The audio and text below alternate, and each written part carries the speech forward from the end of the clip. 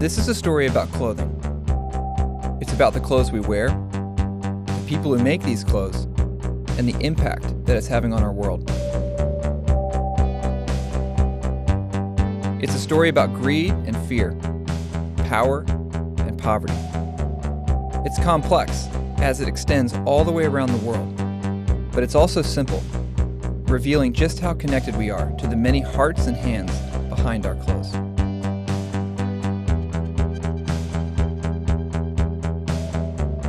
I came into this story with no background in fashion at all, beginning with nothing more than a few simple questions.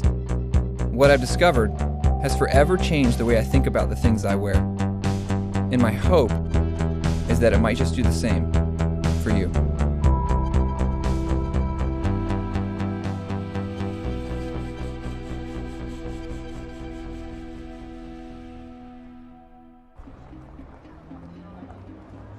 Maybe just start and say your name and talk about how this kind of began. My name is Lucy Siegel. I am a journalist and broadcaster based in the UK, and I have been obsessed, consumed with the environmental and social impacts of the fashion industry for about a decade.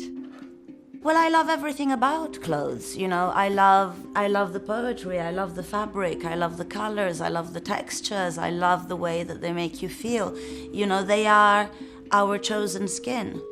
Well, I had the classic massive closet, clothes everywhere, bags constantly coming into my house, you know, every day, every other day with some other item in, and never had anything to wear. I could never put together a coherent outfit.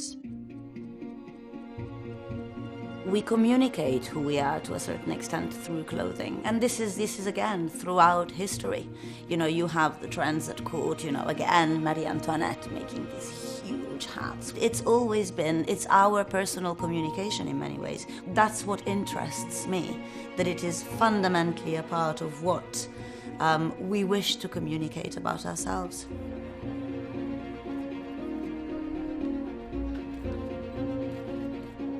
And we used to have a system, a fashion system, where people would go to the shows, so they would do spring, summer, autumn, winter, and those kind of ran like clockwork for very many years. Okay, rip that up, throw it out the window. That has absolutely nothing to do with the fashion industry today. It has been reinvented.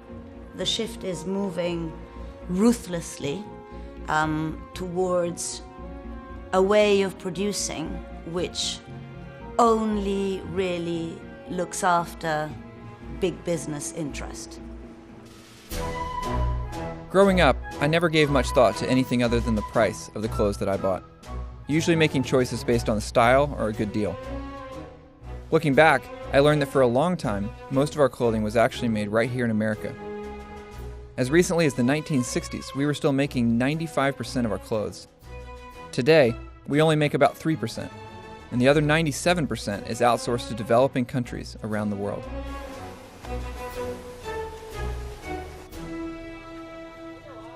I've been in the business for over 9 years now. In terms of scale, we got about 25,000 people just on garment manufacturing side. We produce 1 in 6 dresses sold in the US. If you actually go to a store and you benchmark the price of a garment over the last 20 years, you will find that it's actually a deflationary product, i.e. the price has gone down over time. Now, has our cost gone down? Absolutely not, okay? The cost has gone up. The more production we've outsourced, the cheaper prices have become on the clothing we buy, making way for a whole new model known as fast fashion, almost overnight transforming the way clothing is bought and sold. The newest H&M store on Fifth Avenue in Manhattan is the company's largest ever and just one of many new stores it's planning around the country. It's all part of a high street revolution, fast fashion. Instead of 2 seasons a year, we practically have 52 seasons a year. So we have something new coming in every week. And fast fashion has created this so that it can essentially shift more product.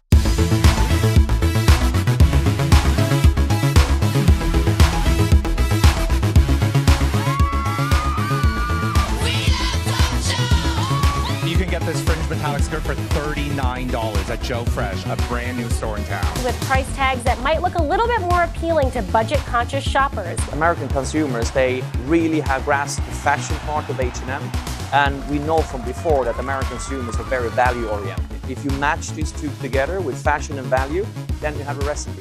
One Japanese clothing retailer is making a fast and furious march here in the U.S. The price has dropped. The way of making that product has completely changed. And you have to ask yourself at some point, where does it end? The global marketplace is someplace where we export work to have happen in whatever conditions we want, and then the products come back to me cheap enough to throw away without thinking about it. Well, globalized production basically means that all of the making of goods has been outsourced to low-cost economies, particularly where wages are very low and kept low. And what that means is that those at the top of the value chain, they get to choose where the products are being made, and they get to switch. If, for example, one factory says, we can't make it that cheap anymore, the brand will say, well, we're not going to come to you anymore, we're going to switch to another place which is cheaper.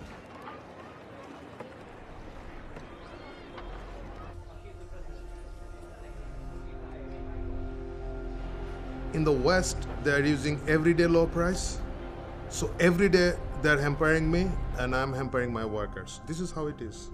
They're competing, the stores are competing in there. When the stores are coming to us for an order and negotiating, they're telling, look, that particular store is selling this shirt with like $5, so I need it to sell it in the $4. So you better squeeze your price, so we are squeezing. Then other store is coming and selling, hey, they're selling it the $4, so the target price is 3. If you can meet the 3, you are getting business, otherwise you are not getting. Because we want that business so badly and we don't have other options, okay, every time we are trying to survive actually. Ultimately, something's going to give. Either the price of the product has to go up, or manufacturers have to shut down or cut corners to make it work.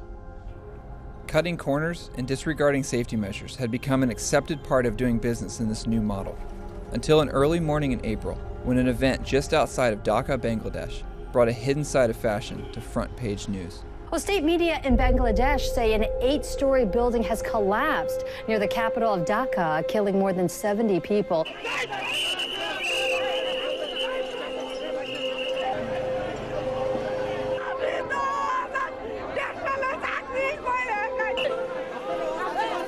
Rescue workers are racing against time, searching through the rubble, trying to find as many survivors as they can. Hundreds are dead. Hundreds more might still be buried alive after officials in Bangladesh say factory owners ignored an order to evacuate. Some 400 dead, hundreds still believed to be missing. Garment workers in Bangladesh paying the price for cheap clothing. A huge crowd has gathered near the building site, many of them family members looking for loved ones, and they say they can still hear people screaming from underneath the rubble, crying out for help. Many are simply losing hope.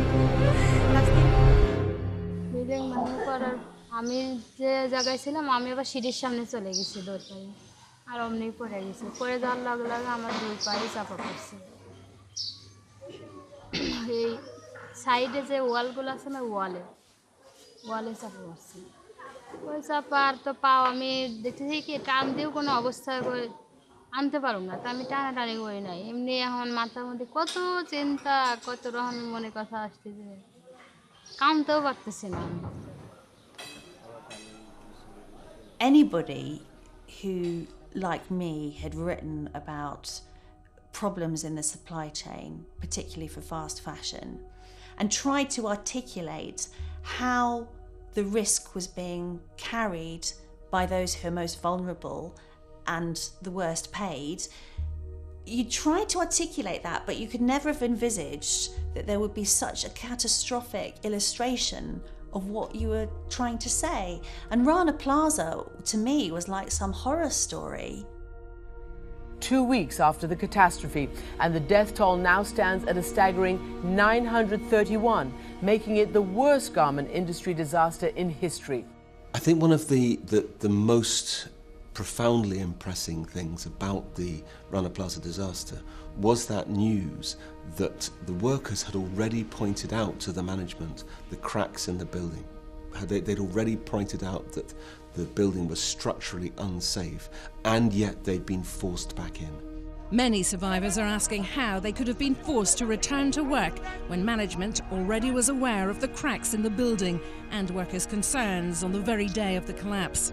A lot of clothes in American stores are made in Bangladesh by workers who earn about $2 a day. Last month there, a garment factory collapsed, killing more than 1,000.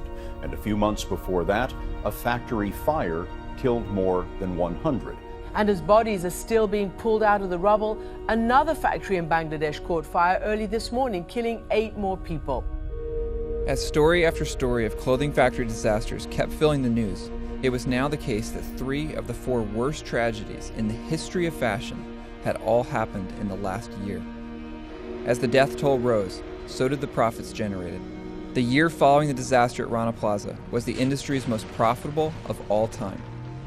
The global fashion industry is now an almost $3 trillion annual industry. Bangladesh is now the second largest apparel exporter after China. How? Well, unlike some of its competitors, Bangladeshi manufacturing remains dirt cheap, and unions have limited power.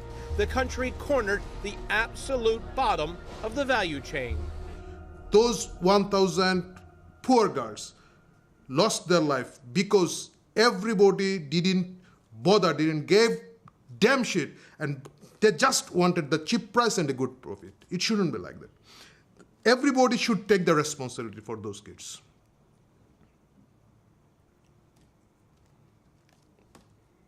That's how it is.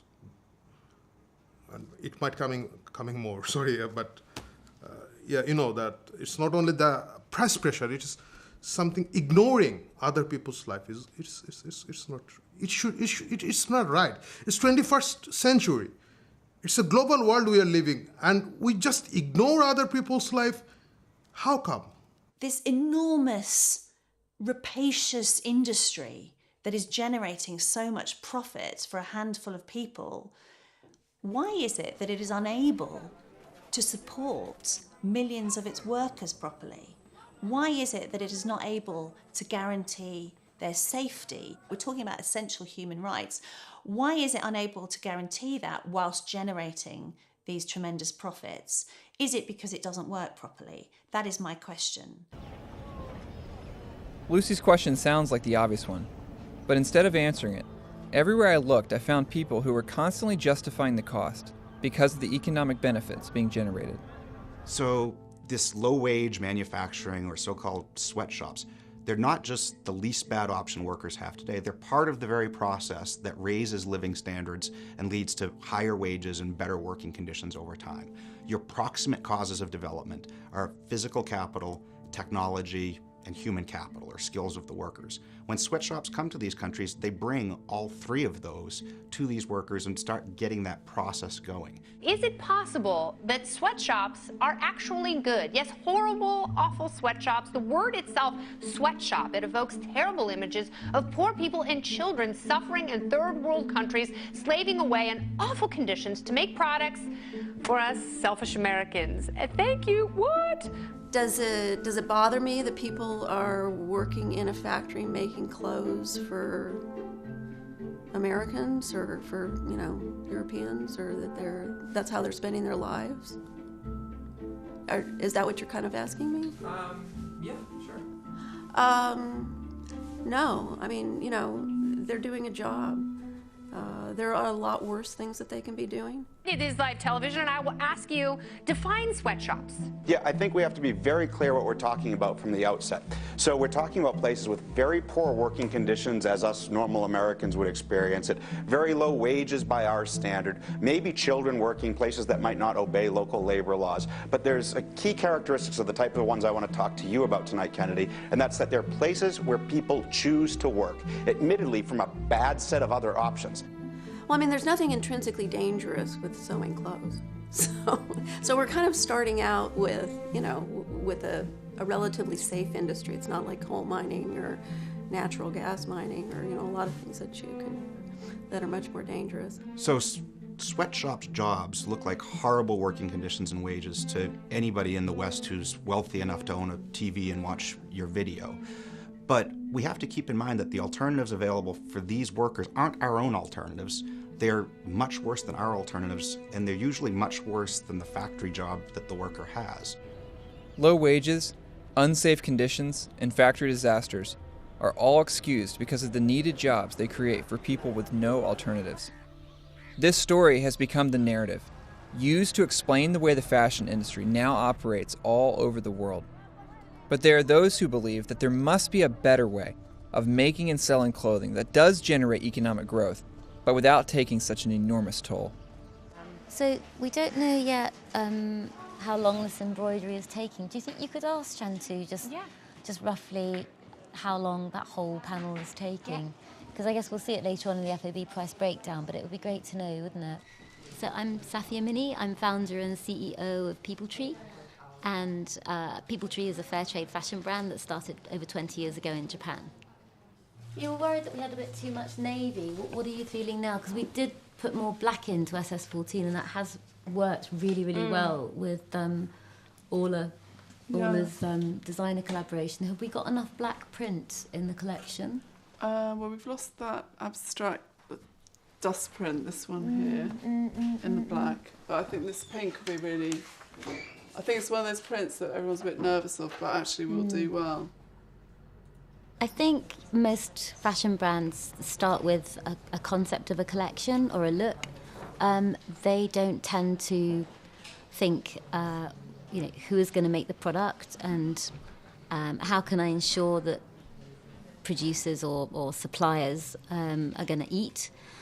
So what we're trying to do at People Tree is really start with the skills that we have at each producer group and then design the collection up whilst also looking at the integrity of the collection in its aesthetic. I worked originally with freelance designers and went into Bangladesh, Zimbabwe, India, Nepal, the Philippines. And bit by bit, we put together, an amazing network of like-minded fair trade organisations that put women's development, the workers' social development and environment absolutely central to everything they do.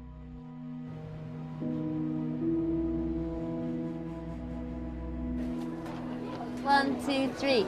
Happy World Fair Trade Day! Yay! そうですね。世界フェアトレードは今日、15年目になるんですけれども、そうですね。私たちやっぱりフェアトレードの運動として、60カ国以上、そうですね。本当に10会社からもう本当に60会社までいらっしゃるんですけれども、今日多分3000箇所以上いろんなイベント、ここでやってるイベントと同じようにファッションショーとか勉強会とかそういったイベントをあちこち世界中でやってるんです。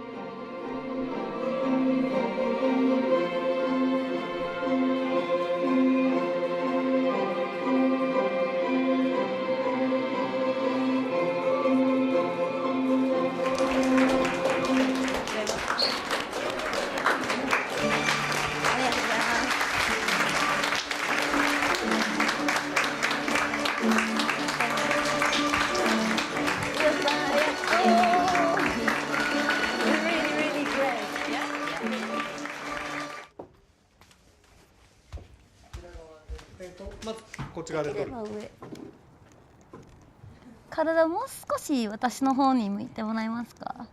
足ももっと。That's beautiful. Fair trade is a citizen's response to correcting the social injustice in an international trading system that is largely dysfunctional, where workers and farmers are not paid a living wage, and where the environment is not considered at all to make the products that we buy every day.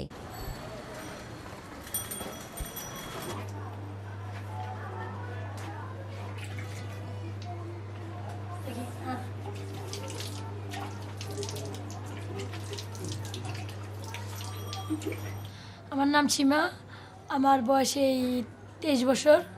আমি ঢাকা আসছি তখন আমার বয়স ছিল 12 বছর।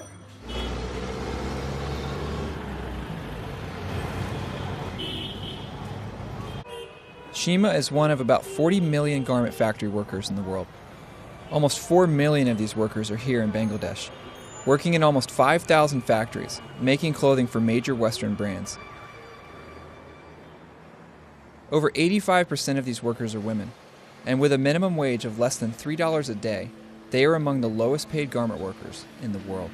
কারণ আমি ঢাকা আসছি, আইসা আমার খালার কাছে থেকে আমি চাকরি করি গার্মেন্টসে। যখন আমি গার্মেন্টস চাকরি নিয়েছি তখন 700 টাকা বেতনে গার্মেন্টসের চাকরি নিয়েছি।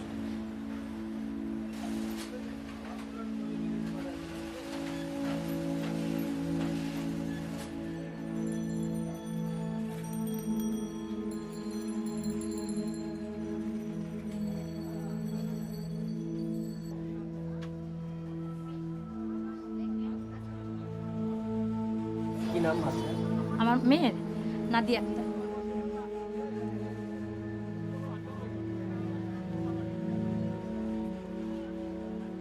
প্রায় 15 দিন আমি অফিসে নিয়ে গেছি, কিন্তু অফিসে প্রচণ্ড গরম, আর ওই কাজের ভিতরে তো মনে করেন মিলানো, ওই মেডিসিন মিলানো, ওগুলো বাচ্চাদের মুখে গেলে অনেক ক্ষতি হয়ে যায়। বিষয় হলো যে আমি ঢাকা নিয়ে রাখতে পারতেছি না, আমার রাখার মানুষ নাই।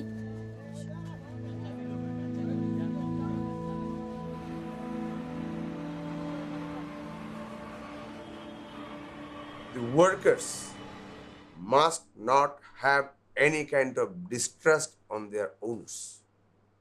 If they have, there will not be any good working atmosphere in the factory. They must respect. The owner is paying us as per rule. If they do not have this kind of confidence, you won't get the result. তারপরে আমাদের এই অফিসে union করছি, এই ইউনিয়নের পর থেকে আমি প্রেসিডেন্ট পোস্টে আছি।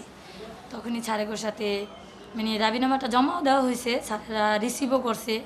রিসিভ করার পরে স্যারের সাথে একটু কথা কাটাকাটি হয়, কথা কাটাকাটিতে হওয়ার পরবর্তীতে তারা দরজা লক করে 30-40 জন স্টাফ এবং স্যারেরা মিলে আমাদের উপরে এরকম আক্রমণ করে, অনেক মারধর করে।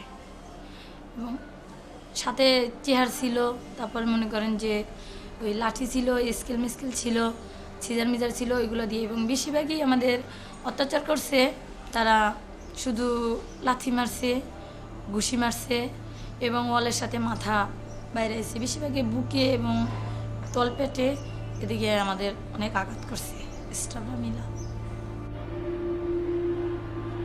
It's estimated that 1 in every 6 people alive in the world today work in some part of the global fashion industry, making it the most labor-dependent industry on Earth. Most of this work is done by people, like Shima, who have no voice in the larger supply chain. But to fully understand the impact that fashion is having on our world, we have to go back to where it all begins.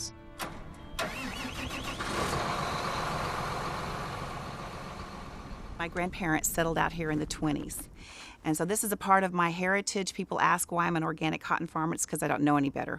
My granddaddy was an old German farmer that felt like we should respect the land, we're stewards of the land, and respect the life that's in the land. You're actually sitting in the high plains of Texas, and there's 3.6 million acres of cotton grown in this region. We're literally the biggest cotton patch in the world. In just the past 10 years, 80% of that is now GMO, genetically modified cotton. Most of it is Roundup ready, meaning that instead of the farmers spot spraying weeds occasionally in their field or hiring laborers to walk the field and eliminate the weeds, now they're spraying whole fields.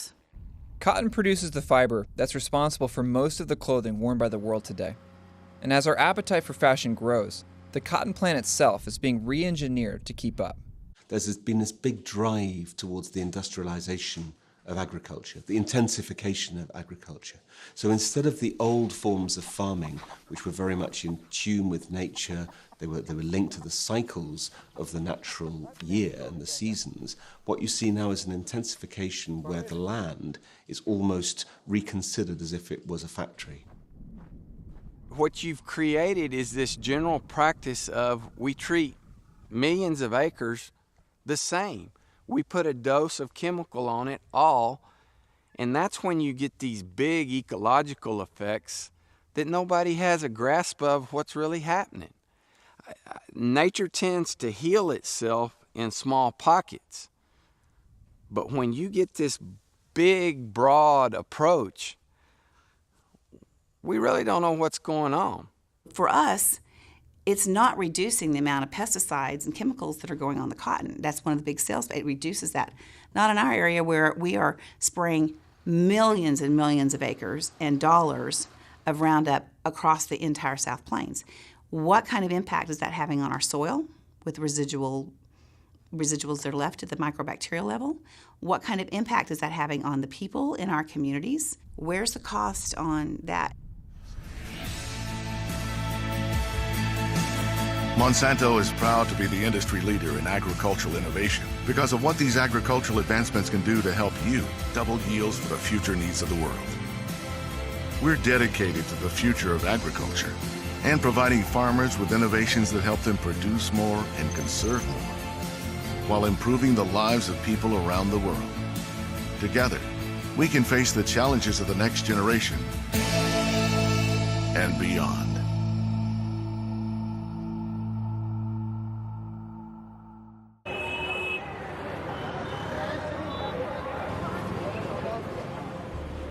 After the wars, where all these redundant factories that made war chemicals, explosives, were lying around, the Western countries thought that it would be a good idea to market them to the third world. After all, the same industry that makes explosives makes nitrogen fertilizers. And they started to push nitrogen fertilizers from the 50s onwards, after we became independent. But the nitrogen fertilizers don't do very well with native crops. There's a problem of lodging.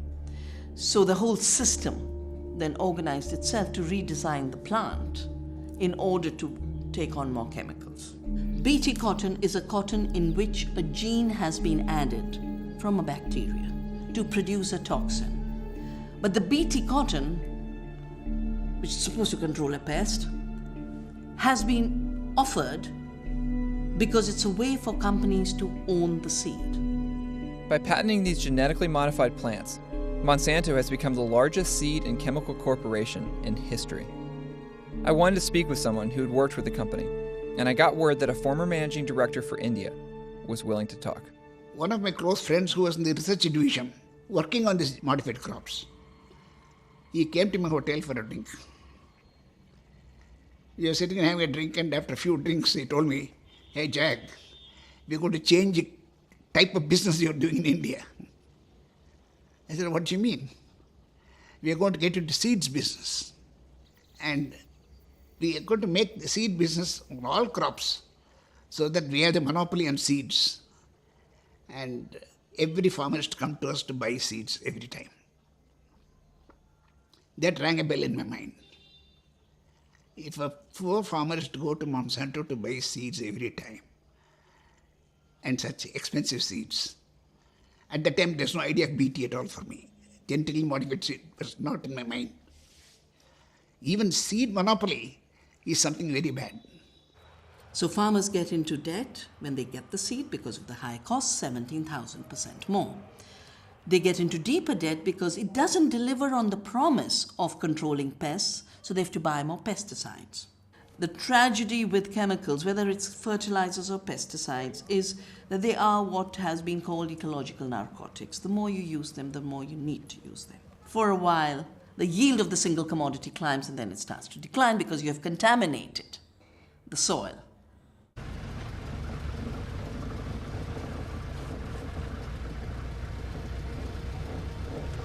Most of India's cotton is grown in the Punjab region, which has quickly become the largest user of pesticides in India. Dr. Pritpal Singh has been studying the effects of these chemicals on human health, and his reports show a dramatic rise in the number of birth defects, cancers, and mental illness here in the region. You can go in every village, you will see that hundreds of patients are suffering with cancers. 70 to 80 kids in every village you will find them facing the severe mental retardation and physical handicap.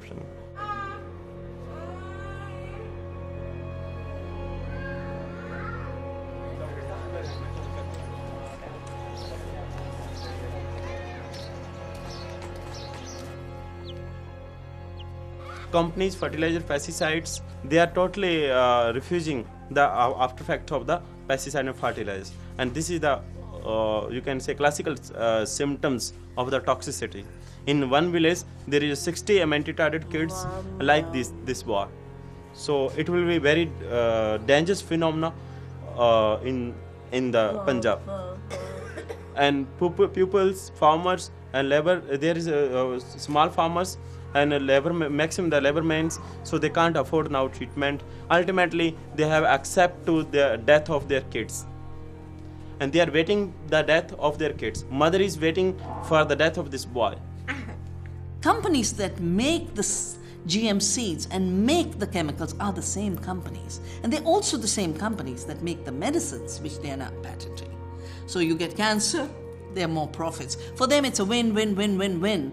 As for nature and people, it's a lose, lose, lose, lose, lose. It's the day those agents of these companies come to the farmer and say, you owe me this much, you haven't paid back, now your land is my land. That day the farmer will go into his field, drink a bottle of pesticide and end his life. And every widow I've talked to said, and the neighbors came and said they first found my husband lying in the field. In the last 16 years, there have been more than 250,000 recorded farmer suicides in India. That's about one farmer every 30 minutes, and it's the largest recorded wave of suicides in history.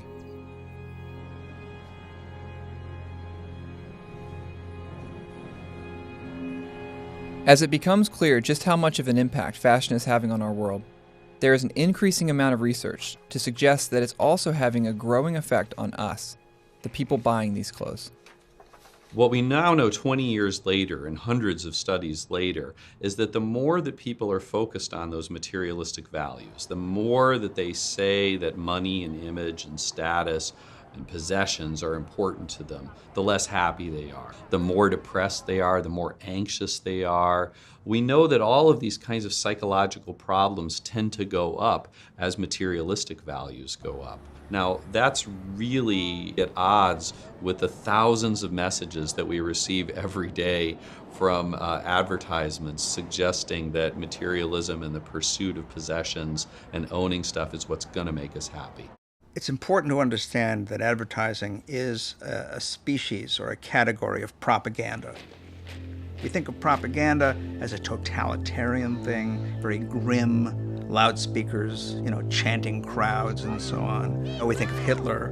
We always think of it as a foreign thing, okay? But it's actually as American as apple pie.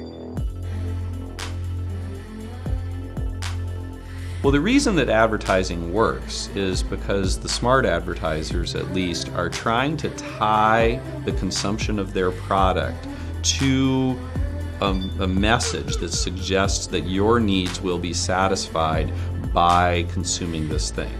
It wants you to believe that you'll look wonderful in that thing, but then to put it on and feel like, nah, you look kind of fat in it. You don't look that good in it. You're sorry you bought it, but there's another one you can buy. I'm here for the next high, the next guy. I'll be a god in the next life. Don't you want me now? I know you will. I'm more than a maker. The shit's greater. This name won't fade away. Don't you want think of all of the car commercials you see that show, well, I've really made it now. I'm a competent person because I'm driving this BMW or this Audi. Or think of all the shampoo commercials you've seen where the person now has beautiful flowing hair and is loved and appreciated by the people around them. The basic message is the same. The way to solve the problems of your life, we all have problems in our life, the way to solve the problem in your life is through consumption. Hey you guys! Today I'm coming to you guys with a clothing haul. I went shopping a couple of days ago and literally went insane and bought so many things. My spam box, I don't know, whereas literally blown up by you guys saying you guys wanted a haul. So, here it is. Okie dokie, so first off, I have some things that I got from H&M. So then I went to Forever 21. It wasn't even a question, it was just like fate. I just had to get it. Like if it could levitate towards me, it would have levitated. I got this skirt, bright yellow, and it was $8.50. It's a jean button-up thing. And I just loved this. I just loved it, loved it, loved it. It's a gray knit sweater and it has pink hearts all over it. I love tie-dye things. Like tie-dye things are literally the bomb.net. It has a little yin-yang sign on the front of it. I just love these so much. And it's just this really pretty light blue sweater. I don't even know if I'm gonna wear this now that I got it because I don't know if I like it that much. I need to stop.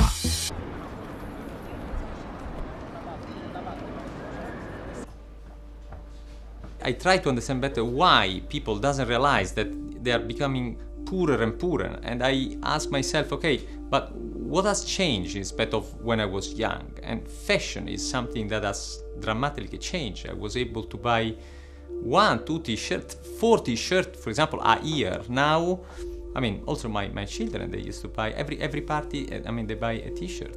And so I understood that the fast fashion is something totally new. If you have noticed, the price has decreased in the last years, and it has followed the middle class disappearing. So all the things that people really need are very costly, like home, like study, like life insurance.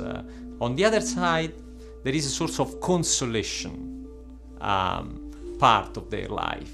I can buy a t-shirt, 2 t-shirts a party or eventually a day, although I'm very poor and I've lost all the things I really needed. Today we purchase over 80 billion pieces of new clothing each year. That's 400% more than the amount we bought just 2 decades ago. The way we buy clothes has changed so much, so fast, that few people have actually stepped back to understand the origin of this new model or the consequence of such an unprecedented increase in consumption. There's an article in Printers Inc., which is the leading advertising trade journal of its day, by a very famous copywriter named Ernest Elmo Calkins, a grand old man of the art of writing advertising copy. It was an article called Consumptionism. In that article, he says there are 2 kinds of products. Okay, there are the kind that you use, like washing machines, cars, and so on. Things that you buy and use for a long time. And then there are the things that you use up, like chewing gum and cigarettes, other perishables. He said, consumptionism is all about getting people to treat the things they use as the things they use up. With their innovative buy one, get 3 free pricing, a suit from Joseph A. Bank is effectively cheaper than paper towels. And now they come in these easy-to-use dispensers. With 4 suits for the price of a modest dinner, I can feel good about throwing them away when I'm done.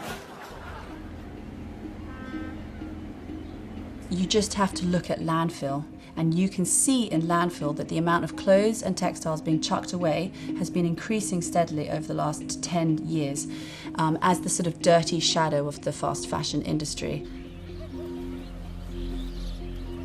As we get sort of closer and closer to species degradation, to trashing our last remaining pristine wilderness, we seem hell-bent on producing more and more disposable stuff. It makes no sense. Fashion should never and can never be thought of as a disposable product. I think after any big change in any industry, it takes a while to sort of to feel and smell the dirt that comes out of something that is polluting. So I think now there is a change because you can't deny that the fast fashion industry is having a massive impact in developing countries. The average American throws away 82 pounds of textile waste each year, adding up to more than 11 million tons of textile waste from the US alone.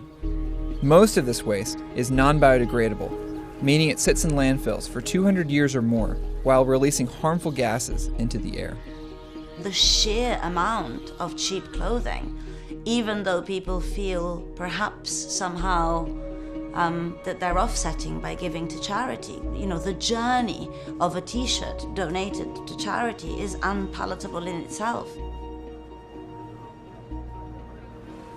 Pepe, it is a disease in Haiti. And not only in Haiti, I think like, in any third world country that you're visiting, it's a problem. It's a huge problem. Pepe, a bunch of clothes, most of them came from the States. People will go and buy a box full of clothes. They don't even know what they're buying. Those are clothes people donate to charity, and charity cannot sell them on their thrift store or whatever. They pack them, ship them to those third countries, and most of them end up here. Turns out that only about 10% of the clothes that we donate actually get sold in local thrift stores.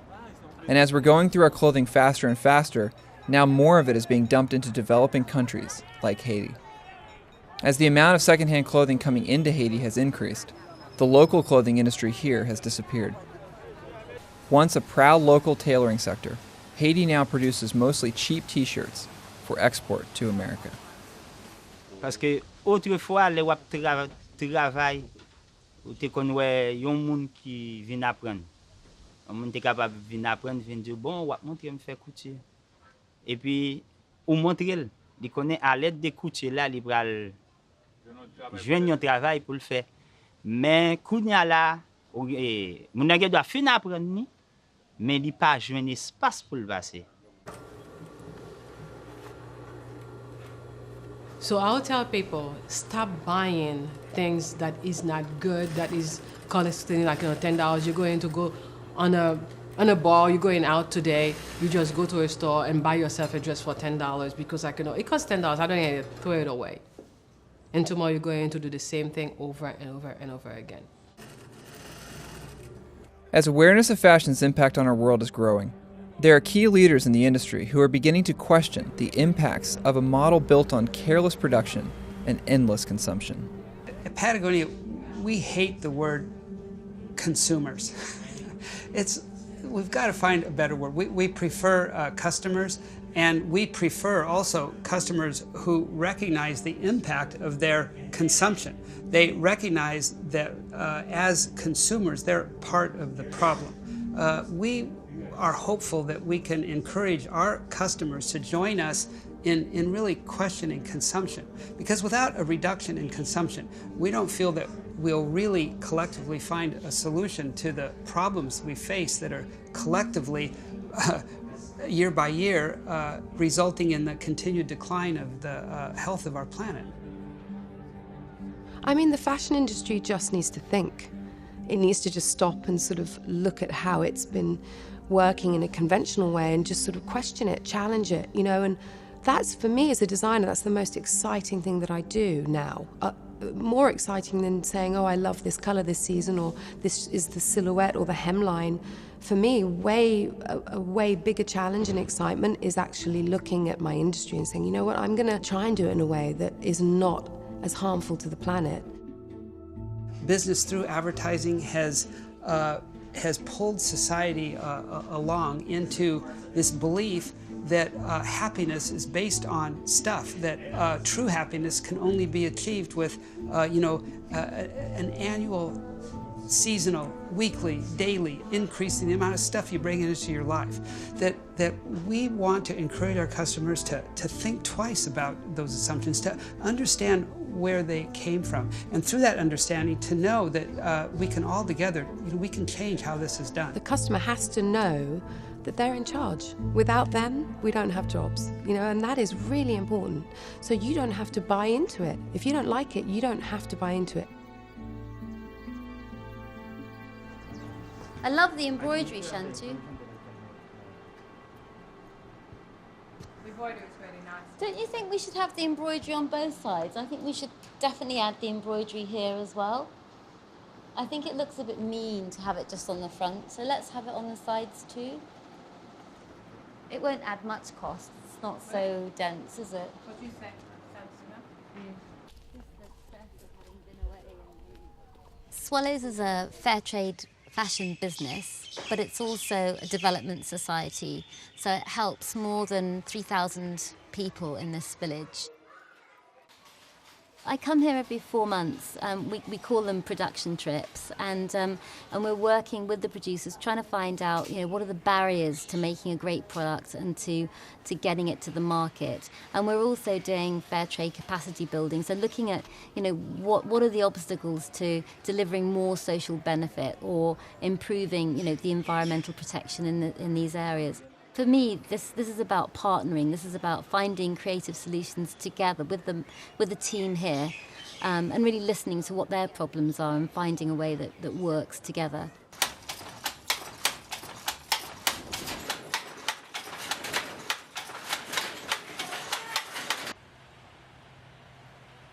I want to invite the best employee here at Swallows. I want to invite one female representative from Swallows to come to London in autumn or next spring. And I would like you to think who would be that best representative. But I want you to know who your customers are, and I want you to really understand the marketplace and come back and tell all your friends.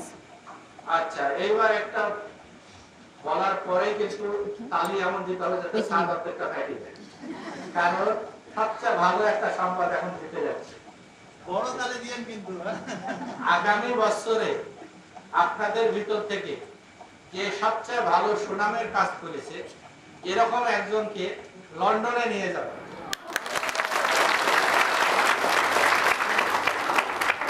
Either if she does it single thread, single stitch, then maybe she needs to do more densely, more concentrated. এটা কি এই gap আর এখানটা আছে এখানে কোন আচ্ছা এইটা করতে হবে এখানে কি সিঙ্গেল নেওয়া হয়েছে একবারই করে হয়েছে এই সিঙ্গেল দিয়ে দুইবার করে এখানে দেখাতে তো So if she continues for a bit, we're going to go up to the sample room now for SS15. Can she come and show us the next one that she does?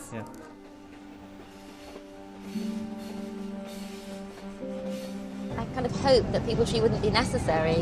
You know, I hoped that, you know, we would have a trading system that looked after people's rights and the environment. But the more and more involved I got in developing and working closely with partners, the more, you know, dirt and filth I discovered about how trading practices, you know, undermine everything that we believe in and everything I know most people believe and value. I don't know, People Tree just really grew organically. It grew from a really great collection of people that feel passionately that there's a different way of working, of living, of consuming, of, you know, interacting with people in a very humane way. You know, I mean, I didn't necessarily feel that there'd be 1,000 shops selling People Tree today.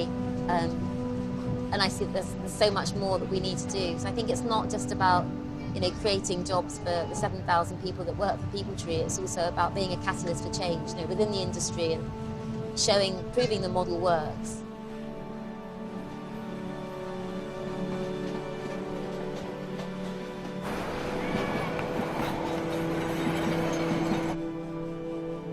Yeah, when we first went organic, I think there was only 2 or 3 of us at the time. We formed the Texas Organic Cotton Marketing Cooperative. And the deal was they'd grow it and I'd sell it. So started going to like Jacob Javits and having this whole deal, cotton plants and everything. And we've got organic cotton. And people would just look at us like we were absolutely crazy. Many times consumers become aware of organic milk or they have an allergy. And so interestingly enough, cotton and what they put on their body, even though the skin's the largest organ on your body, isn't even on their radar screen because they're not getting the connection of, oh, I eat this organic apple, therefore I'm not directly ingesting pesticides or chemicals or whatever the case may be. But they don't get that direct connection with clothing. And so you have to start looking at that in that bigger community scope. That it is about our air, it's about our world, it's about our planet, it's about our people. And so it is that awareness of you may not feel that you're having the direct impact by buying this organic shirt, but the impact you're having is in the bigger picture in the world at large, and especially in the community where the cotton's grown.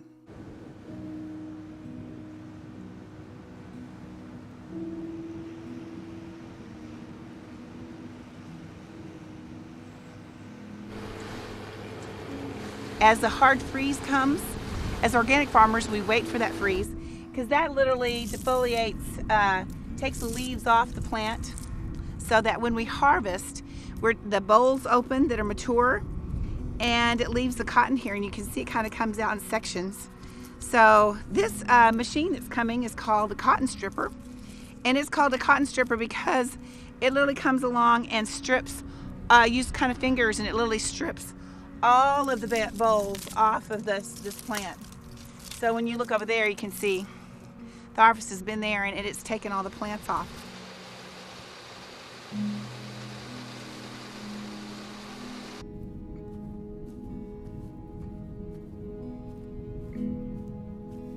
I think one of the problems that we have in the current model is it's all about the profit. And it doesn't take into consideration this cost at what cost?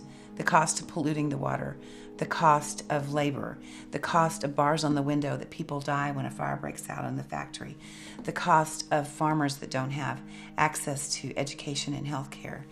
And so we haven't really factored in what the true cost is.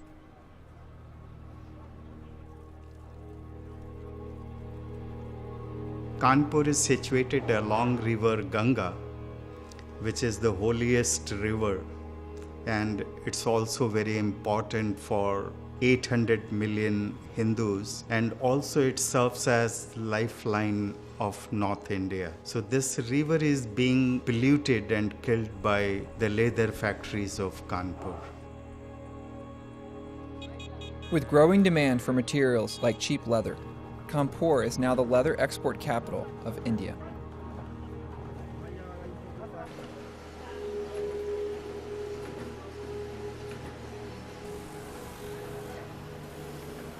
Every day here, more than 50 million liters of toxic wastewater pour out of the local tanneries.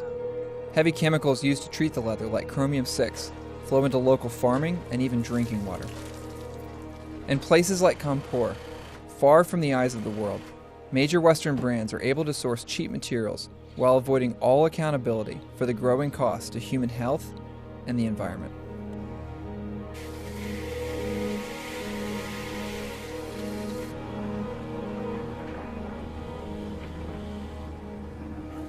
People in that area are in the tight grip of tannery pollution.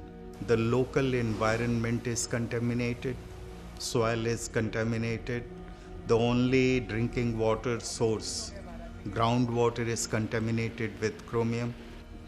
Agricultural produce, even vegetables and salad items are produced there. People's health are affected. People have different kinds of dermal problems, skin rashes, boils, pustules, even numbness in the limbs. People have stomach ailments. Maybe they have cancers also. हमारी बेटी को jaundice नाम की बीमारी हुई है और ये प्रतिवर्ष यहाँ पे हमारे जो है इनको भी पिछले वर्ष हमारी वाइफ को भी हुआ था।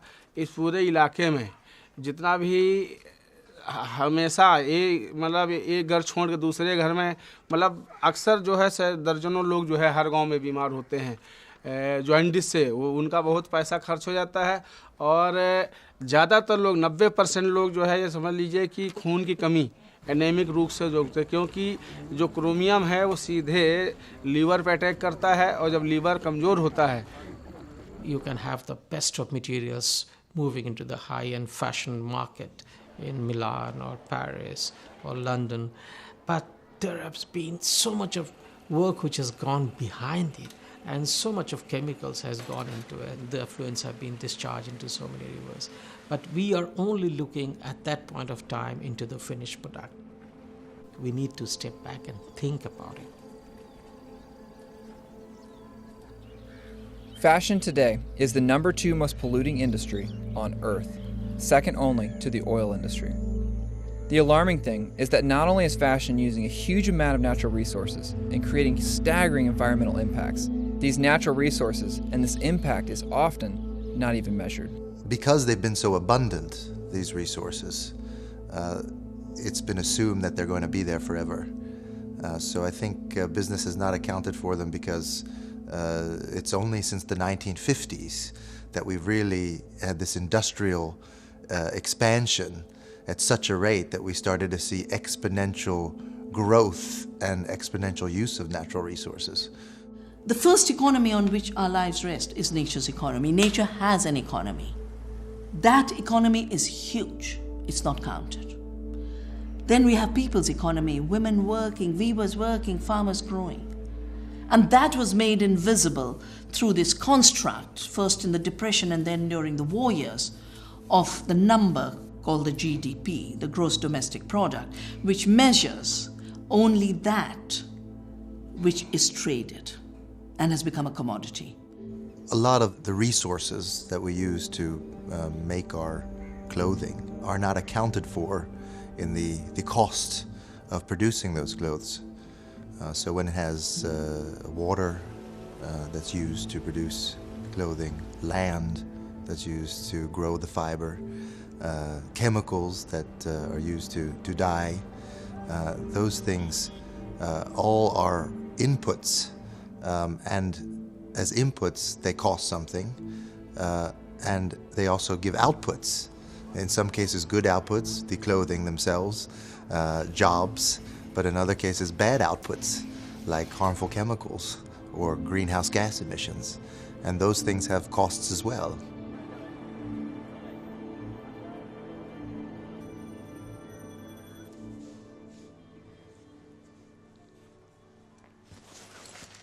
আমার ভালো শিশু মেয়েকে যে রেখে আসেন খারাপ লাগে না? অবশ্যই খারাপ লাগে, কিন্তু করার কিছু নাই। আমি চাকরি করি, রেখে আসতে হয়। আর দ্বিতীয় কথা, ঢাকা থাকলে আমার মেয়ে লেখাপড়া হয় না। তেমন এই 2 মাসে আমার মেয়ে একদিনও বই নিয়ে বসে নাই, শুধু টিভি দেখে, কার্টুন দেখে, দেবের গান দেখে। কিন্তু দেশে থাকলে আমার মেয়ে এটা পারে না। সকালে মসজিদে যায়, দুপুরে আবার স্কুলে যায় 8টা বাজে, 12টা বাজে আসে, আবার 3টা বাজে কোচিংয়ে যায়। এখানে তো এটা হয় না। এখানে কার কাছে রেখে যান? কে দেখে? এখানে বর্তমানে পাশের ঘরে বাড়িটা ছিল, তার কাছে রেখে গেছি। আবার ওর আব্বু বাসায় ছিল, মাঝে মাঝে তার কাছে রেখে গেছি। আবার আমি অফিসেও নিয়ে গেছি, গতকালকে অফিসে নিয়ে গেছিলাম।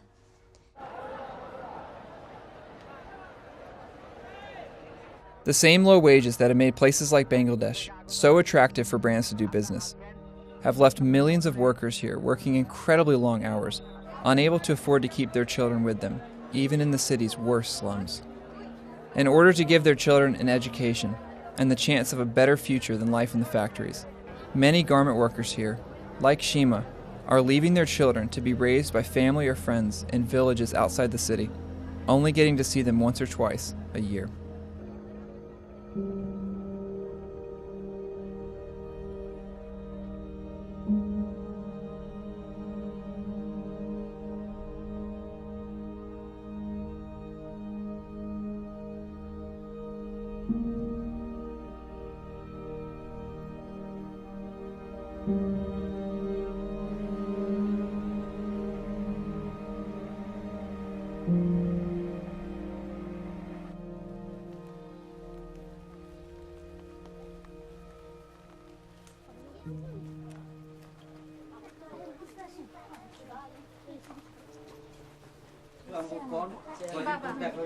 এটা আমার বাবা।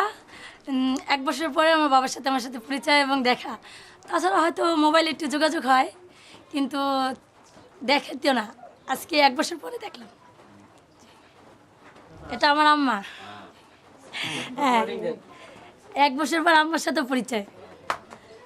মানে মোবাইলে কথা হয় আমার সাথে, তো দেখি না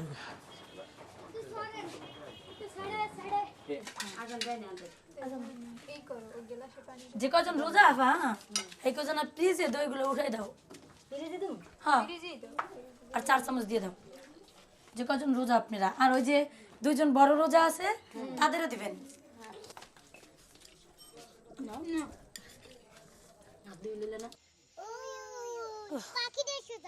পাখিটা সুজা দেই না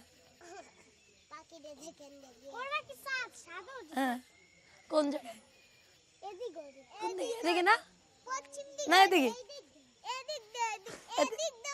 আমাদের বাংলাদেশের শ্রমিক তো কষ্টের আর শেষ নাই যেমন আমরা এই যে সকালে উঠি রান্না করি অফিসে যাই সারা দিন পরিশ্রম করি এবং সারা দিন আমাদের পরিশ্রম দিয়েই আমরা ওটা তৈরি করি এবং ওটাই তারা বাইরে যখন যায় তখন তারা পড়ে কিন্তু আমরা যে কত কষ্ট করে এটা তৈরি করি কত কষ্ট করে আমরা এখানে এটা চাকরি করে এটা তৈরি করে বাংলাদেশে পারে এটা অবশ্যই তারা জানে না তারা শুধু পায় আর পরে কিন্তু এটা আমি মনে করি যে আমাদের রক্ত দিয়ে এটা তৈরি হয় যেহেতু দেখা যায় অনেক অনেক সময় দেখা যায় গার্মেন্টসে চাকরি করতে যায় অনেক মেয়েগো জীবনও যায় যেমন আমাদের এই কিছুদিন এক বছর আগে রানা প্লাজার ঘোষা পড়ছে আমাদের প্রচণ্ড শ্রমিক মারা গেছে তাই আমি মনে করি এটা আমাদের অনেক কষ্টের পরিশ্রম আমরা চাই না যে আমি চাই না যে বাইরের লোকেও এরকম আমাদের রক্তের জিনিস তারা ব্যবহার করে আমরা চাই যেন আমরা একটু গার্মেন্টসে উন্নত মালিক যেন আর একটু সতর্ক হয় যেমন রানা প্লাজার ঘোষা পড়ছে আমি চাই না যে রানা প্লাজারের মালিকের মতন আর অন্য মালিক এরকম রিস্ক নিয়ে এবং এরকম বিল্ডিংয়ে ওয়ার্কারদের নিয়ে কাজ করে এবং আরও এরকম শ্রমিক মারা যায় আরও অনেক মায়ের কোল খালি হয় আমি এটা কোনোদিনও চাই না আমি চাই আমাদের আর একটু মালিক সতর্ক হোক এটাই যেন আমাদের একটু দেখে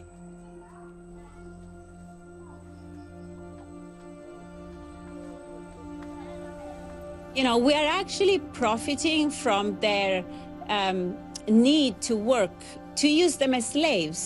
And I'm not saying that we don't, you know, we need to give them work, but they have to be treated with the same respect that we treat our children, our friends. They're not different from us. Livia Firth has been calling for major change in the fashion industry. She made headlines by starting something called the Green Carpet Challenge, urging celebrities and top designers to take part in more mindful forms of fashion.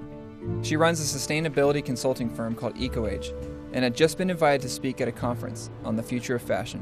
If fast fashion didn't exist, we wouldn't need to have a summit in Copenhagen to try and clean the mess of environmental destruction, social justice destruction, that it has been caused in the last 15 to 20 years of its existence.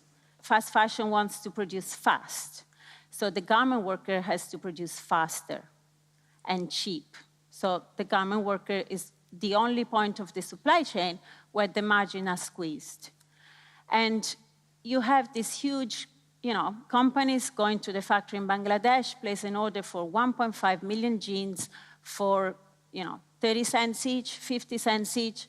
How can you make it ethical? I don't know. But also from the consumer point of view, is it really democratic to buy a t-shirt for $5, a pair of jeans for $20? Or are they taking us for a ride? Because they're making us believe that we are rich or wealthy because we can buy a lot. But in fact, they're making us poorer. And the only person who is becoming richer is the owner of the fast fashion brand. So that makes me a little bit angry.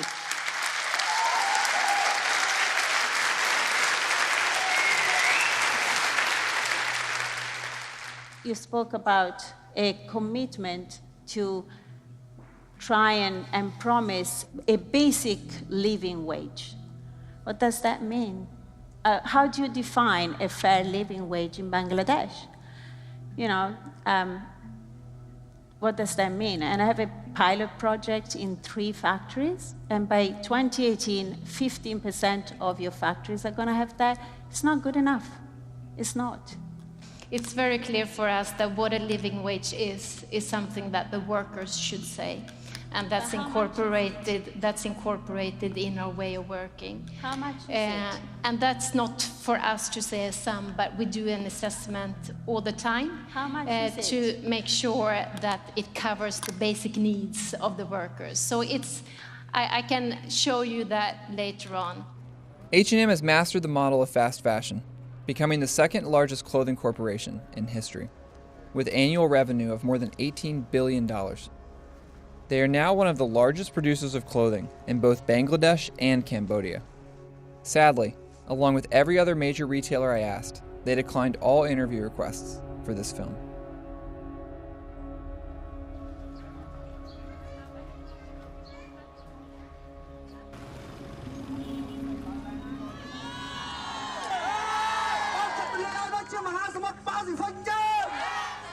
In Cambodia, garment workers have had enough, recently taking to the streets to demand a minimum wage increase in the country.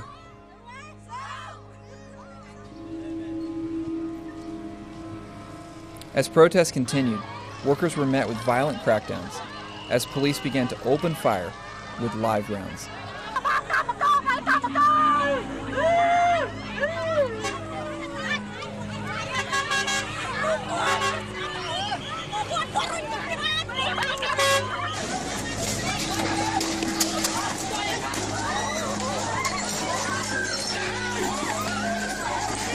A woman has been killed and several people injured in clashes between clothes factory workers and riot police in Cambodia.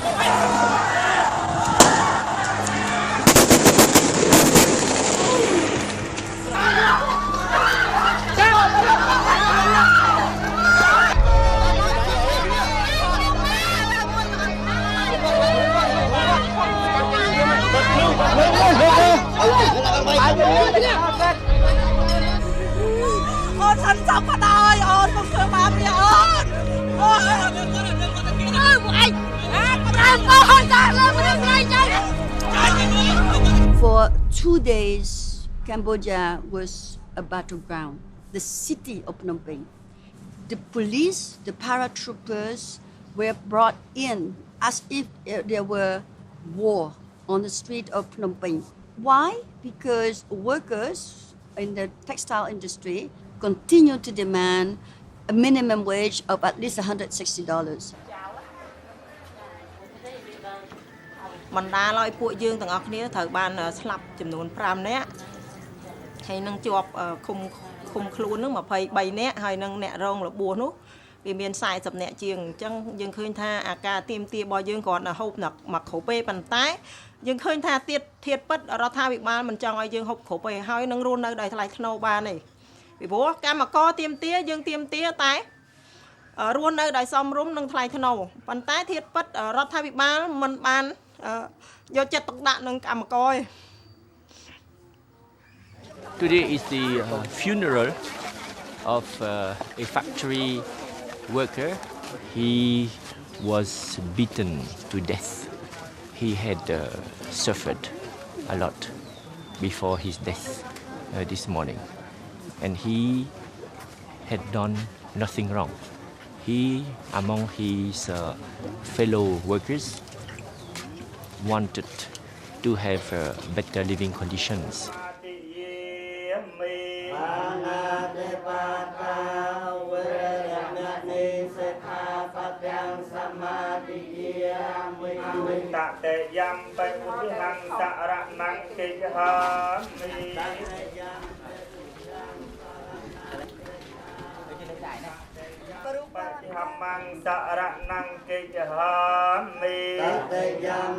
We will continue his fight so that all Cambodian workers will have decent living conditions.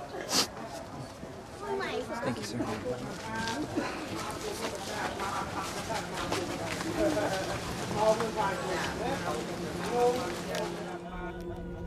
The Cambodian government, like other developing countries, are desperate for the business that multinational retailers bring. Because of the constant threat that these brands will relocate production to other low-cost countries, the government holds down wages, routinely avoiding enforcement of local labor laws. But because the major brands do not officially employ the workers, or own any of the factories they produce in, they are able to profit hugely, all while remaining free of responsibility for the effects of poverty wages, factory disasters, and the ongoing violent treatment of workers. The whole system begins to feel like a perfectly engineered nightmare for the workers trapped inside of it. You cannot fool us and exploit our human resources, exploit our workers. The workers will continue to rise up. I call on the international brands to put that struggle into dollars, into pounds, into euros. It translates into human capital. It translates into social responsibility of these big corporations. It translates into economic justice. When everything is concentrated on making profits for the big corporations, what you see is that human rights, the environment, workers' rights get lost altogether. You see that workers are increasingly exploited because the price of everything is pushed down and down and down just to satisfy this impulse to accumulate capital. And that's profoundly problematic because it leads to the mass impoverishment of hundreds of millions of people around the world. If you write to any of these companies, they'll send you their code of conduct, and it's beautiful, and it says, oh yes, we take responsibility for the conditions under which our product is made, you know, the product that you buy. All the factories where we produce, we require them to respect the minimum wage laws, you know, all of the laws of the country, to respect women, not to hire children, no forced labor, no excessive overtime hours, all that stuff. But when we submitted a bill in Congress a few years ago, or worked with people to do that, we called it the Decent Working Conditions and Fair Competition Act, the companies responded in one voice, oh no, that would be an impediment to free trade. We can't have rules. We can't have that. They want to keep it with voluntary codes of conduct. Now, they've fought for and they've won laws to protect their stuff and their interests. But, what about the workers? The workers are left with voluntary codes of conduct. And what we see in case after case after case is that those voluntary codes of conduct are not worth the paper that they're written on. We need to acknowledge, particularly in the fashion industry, that human capital is part of this miraculous formula. Without human capital, without cheap labour, cheap female labour, it would not be generating the profits that it is. That needs to be acknowledged, it needs to be dealt with, and those people need to be rewarded instead of exploited. Where is their piece of the pie? That's what we constantly have to ask ourselves. Are those buyers immoral, or do they just don't, or are they amoral? The system they're working for, and the system that allows companies to do this, is amoral. The individuals concerned are simply products of that system and having to drive it through to its logical conclusion. What we need to do is change the way those companies operate.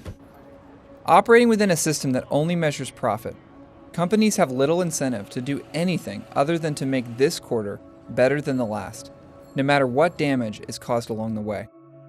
As corporations that make up the global fashion industry, major brands as well as seed and chemical companies are growing today to reach unprecedented global size and power.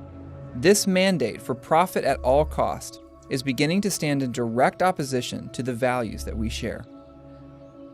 Richard Wolff is an economist who, after graduating from Harvard, Stanford, and Yale, became convinced that the real problem is within this system itself. So America became a peculiar country.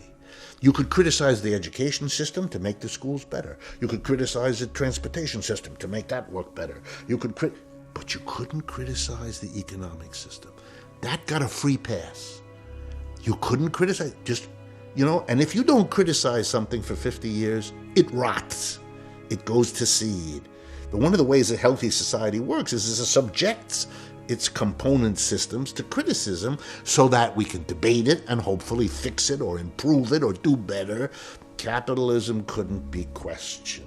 Capitalism is the reason the fashion industry looks as it does today. It's the reason why workers in Bangladesh are paid so little, because if you're operating in a capitalist system, the main thing you have to do is create profit, and you have to create more profit than your competitors. And this is what drives companies to push wages down and down and down. Like companies don't go, like fashion retailers don't go to places like Bangladesh for any other reason except they can get the cheapest labour possible. Like there's no collective rights in Bangladesh, there's no trade union rights, there's a very, very low minimum wage, there's no like maternity benefits, there's no pensions. That is why the fashion industry is in Bangladesh, because it can reap the biggest profits out of those people that are making the clothes for them. Before you can solve a problem, you have to admit you got one. And before we're going to fix an economic system that's working this way and producing such tensions and inequalities and strains on our community, we have to face the real scope of the problem we have, and that's with the system as a whole. And at the very least, we have to open up a national debate about it. And at the most, I think we have to think long and hard about alternative systems that might work better. For the environment, the great threat is that capital must continue to expand infinitely in order to survive. It can't have any limits on its expansion and its growth. The natural world clearly does have limits. There are very defined limits to how much the world can sustain in terms of production, in terms of trade, in terms of transport and distribution. And it's quite clear that we've already overstepped a lot of those limits, which is why you're seeing such stress in the natural world at the moment. The system we live in isn't one that most people want to live in. I think it's a system that makes most people very unhappy, and I don't think people want to live on a slowly dying planet or to be exploiting, their neighbours. So I think we need huge systemic change. If you don't change this system, you're leaving intact the decision-making of these enterprises, which means a small group of executives and shareholders are going to be working in the same system, subject to the same pattern of rewards and punishments, which will sooner or later make them reimpose there or elsewhere the very conditions you're fighting against. So stop this stuff about improving their conditions. Deal with the system, or else you're not serious. Our economic system is one of consumer capitalism. And that's why the government needs to have consumption at very high levels, and why, of course, the corporations do, and why at some level most people then buy into it. I can't tell you the number of people I talk to who say, well, but if we became less materialistic, our economy would tank. Well, they're right in some level, because our economy is based on materialism. It's based on these kinds of values. That's what it needs in order to survive. That's part of the fuel that it needs. The problem is that comes at a really high price. Black Friday's here. Can we go, please? Go, go, go, go, go. Shop, shop, shop, shop. Black Friday shopping mania is still playing out tonight at malls across America. In some places across this country tonight, it's as if someone announced we're in danger of running out of stuff, and those who need stuff had better go out and buy it now because it's going away forever. Walmart doing more than 10 million transactions in the first 4 hours of the frenzy. A record 15,000 people at Macy's in New York City. Shoppers hung tough. Black Friday will be the single largest day of the retail year. Certainly in the case of Macy's, we'll do more business on this day than on any other day of the year. Nation, this orgy of Christmas shopping proves America is back. We are once again, yes, oh yes, we are once again spending money we don't have on things we don't need to give to people we don't like. Yeah, USA, USA, USA, USA.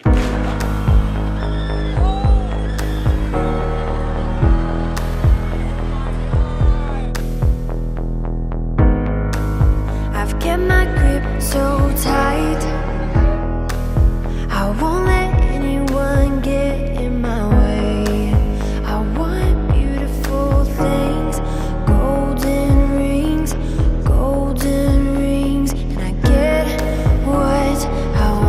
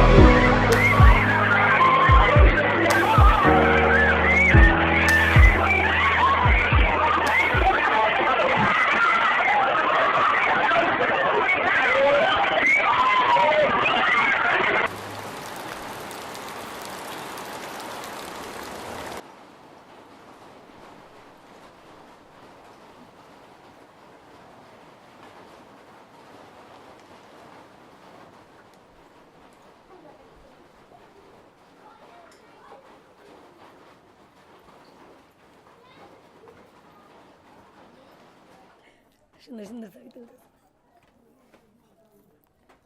ছবি তো আজকে পাপ্পা দিয়ে দিতে আছে কালকে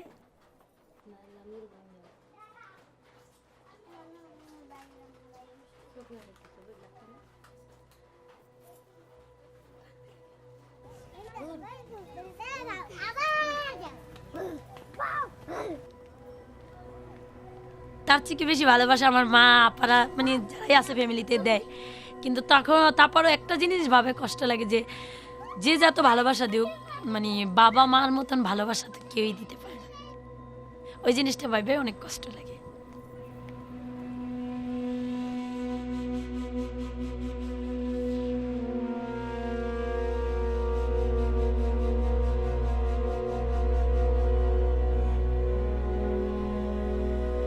চাই আমার মতন যেন আমার মেয়েটা গার্মেন্টস জীবনে না জড়ায় এবং আমার মতন যেন কষ্ট আমার মেয়েটার না করতে হয় আমারও কষ্ট লাগে কিন্তু আমি মনে করি যদিও কষ্ট লাগে আমার এই কষ্টটা সার্থক হবে ওই দিনই যেদিন আমার মেয়েটা আমি লেখাপড়া করে মানুষ করতে পারবো মানুষের মতো মানুষ করতে পারবো মানুষে গ্রামের মানুষে বলবো যে না সীমা যদি ঢাকা থেকে গার্মেন্টসের চাকরিও করছে তাও আর মেয়েটাও টাকা পয়সা খরচ করে লেখাপড়া করাইছে এবং মানুষের মতো মানুষ করে তুলছে এবং যে কোনো একটা ভালো সরকারি চাকরি যদি নিতে পারে কি ভালো একটা ছেলের সাথে যদি বড় হলে আমি বিয়ের শাদী দিতে পারি তখন মানুষ আমারে ভালো বলবে এবং নিজের কাছে আমার গর্ব মনে হবে যে আমি কষ্ট করলাম আমার মেয়েটার কষ্ট করতে দিনে আমার মেয়েটাকে আমি মানুষের মতো মানুষ করে তুলছি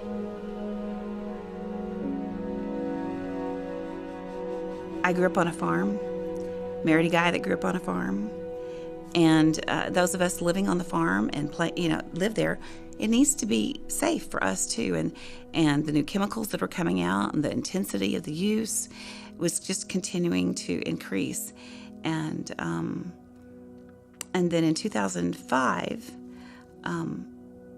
Terry started having some loss of fine motor skills and this and that, and come to find out, he had a glioblastoma multiforme stage 4 brain tumor. And at the prime age of 47 years old. And he died at the age of 50. They gave us 6 months. We had 2.5 years. And the brain surgeon that worked on him, Lubbock has got huge cancer clinics and a hub, medical hub. We didn't have to go someplace else to have a brain tumor surgery. We were able to stay right here because he does so many of them. He said that these kind of tumors are found in men age 45 to 65 that work in the agricultural industry or the oil field. And so while I don't have a smoking gun and the blood tests that say the use of cotton chemicals and agricultural chemicals directly led to my husband's death, there's just too many linkages with his father's death. Growing up on a chemically intensive farm, we live in the middle of 3.6 million acres of cotton that use a lot of chemicals. And so at that point in time, organic was no longer important to me. It was imperative. It's imperative that we change agriculture. It's imperative, if we're talking about the long-term sustainability and well-being of our lives on this planet and our children's lives on the planet, that we have to change.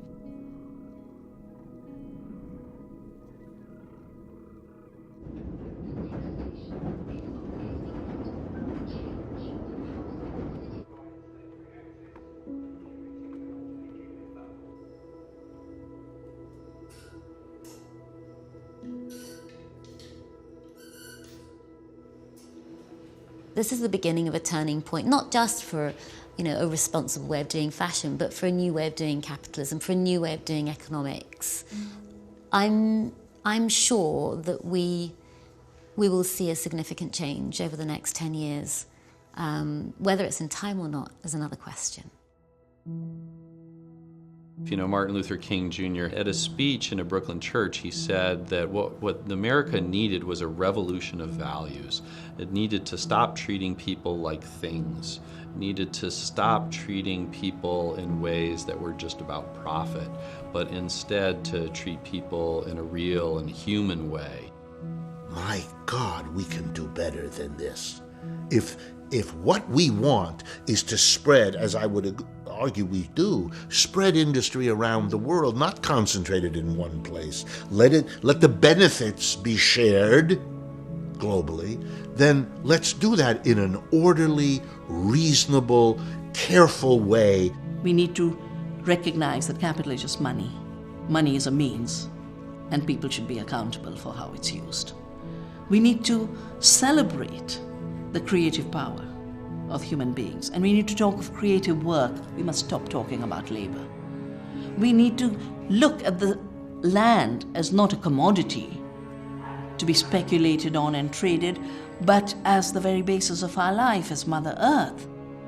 If you change all consumers into activists, all consumers asking ethical questions, all consumers asking quite simple questions about where their clothes are from, all consumers saying, I'm sorry, it's not acceptable for someone to die in the course of a working day. We can't just roll over and say, yes, have it, do what you like. It's too important, it's too significant an industry. It has too much impact and effect on millions of people worldwide and common resources.